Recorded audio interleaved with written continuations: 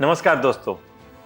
दर्द बढ़ता गया जितने दरमा किए, प्यास बढ़ती गई जितने आंसू पिए। वैसे तो ये शायरी जीवन की विडंबना को लेकर कही गई है, जिसका अर्थ है कभी कभी समस्याओं का समाधान ढूंढने की कोशिश में मुश्किलें और बढ़ जाती हैं। जैसे घाव का इलाज करने से दर्द कम होने की बजाय बढ़ता गया, उसी प्रकार दुखों के आंसू पीकर प्यास और गहरी होती गई। दोस्तों, ये शायरी उन लोगों पर बिल्कुल फिट बैठती है जो बहुत ज़्यादा एंटीबायोटिक दवाइयों का इस्तेमाल करते हैं, क्योंकि जो लोग ज़्यादा एंटीबायोटिक दवाइयाँ खा रहे हैं उन पर अब इन दवाइयों का असर कम हो रहा है। पिछले 10 साल में हमारे देश में एंटीबायोटिक दवा का इस्तेमाल करीब 50% बढ़ चुका है। आज लोग छोटी मोटी बीमारियों के लिए बिना डॉक्टर की सलाह के मेडिकल स्टोर से खुद ही दवा लेकर खा लेते हैं। हल्का बुखार हुआ या सर्दी खांसी जुकाम हुआ तो बस किसी दोस्त या रिश्तेदार से सलाह ली और दवा खा ली। वो ये भूल जाते हैं कि नीम हकीम खतराए जान। Indian council of medical research की एक रिपोर्ट में बताया गया है कि ज़्यादा एंटीबायोटिक दवाइयों के सेवन से बॉडी में मौजूद नेगेटिव यानी बैड बैक्टीरिया धीरे धीरे इन दवाओं के खिलाफ स्ट्रॉन्ग हो जाते हैं, जिससे एंटीबायोटिक उन पर बेअसर होने लगती है। कई बार गंभीर हालत में आईसीयू में भर्ती कुछ मरीजों पर एंटीबायोटिक दवा काम करना बंद कर देती है। ऐसे मरीजों को बचाना बेहद मुश्किल हो जाता है। ये परेशानी खास तौर पर उन मरीजों को ज़्यादा होती है जो ऐसी दवाइयों का बहुत ज़्यादा इस्तेमाल करते हैं।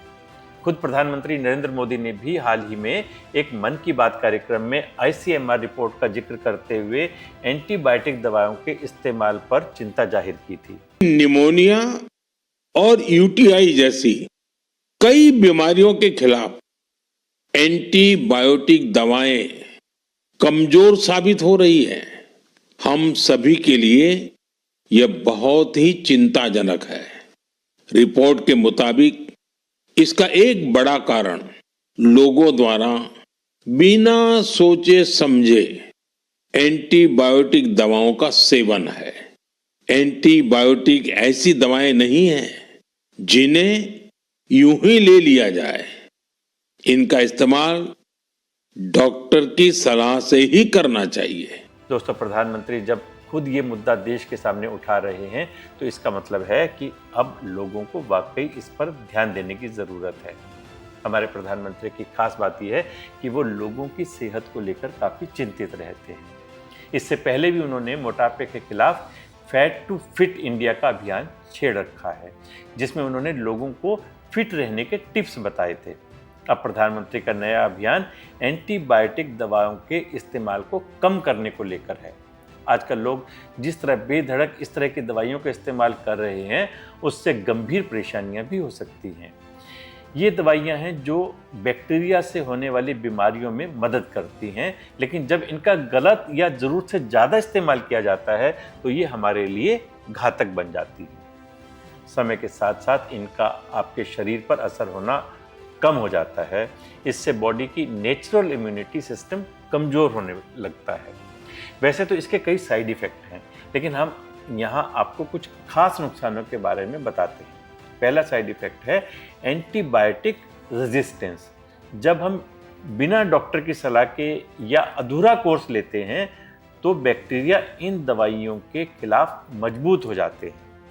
भविष्य में वही दवा असर नहीं करती और बीमारी ठीक करना मुश्किल हो जाता है। दूसरा साइड इफ़ेक्ट है बॉडी के गुड बैक्टीरिया का नष्ट होना। ये दवाएं सिर्फ बैड बैक्टीरिया ही नहीं बल्कि गुड बैक्टीरिया को भी मार देती हैं। तीसरा साइड इफेक्ट जैसे पेट दर्द, उल्टी, दस्त, एलर्जी या चक्कर आना।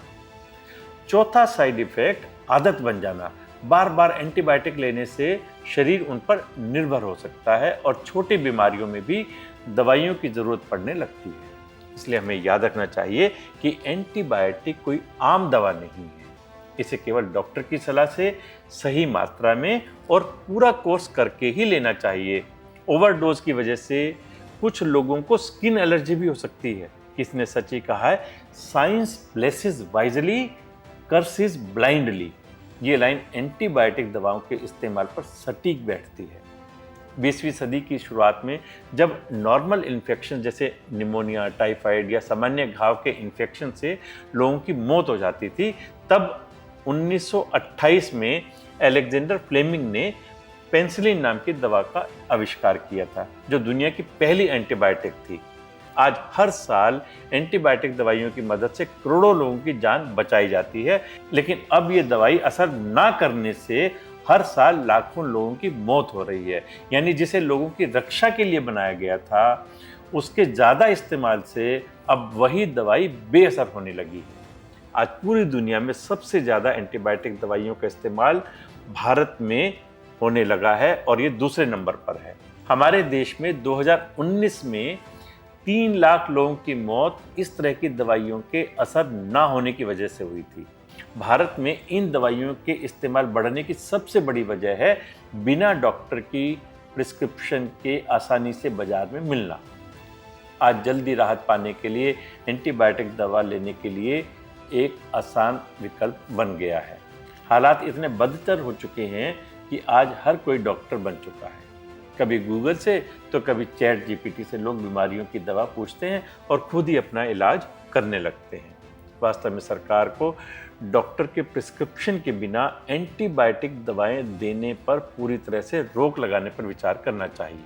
साथ ही लोगों में एंटीबायोटिक प्रतिरोध के बारे में जागरूकता अभियान चलाना चाहिए। आखिर में इतना ही कहना चाहूँगा कि जान है तो जहान है।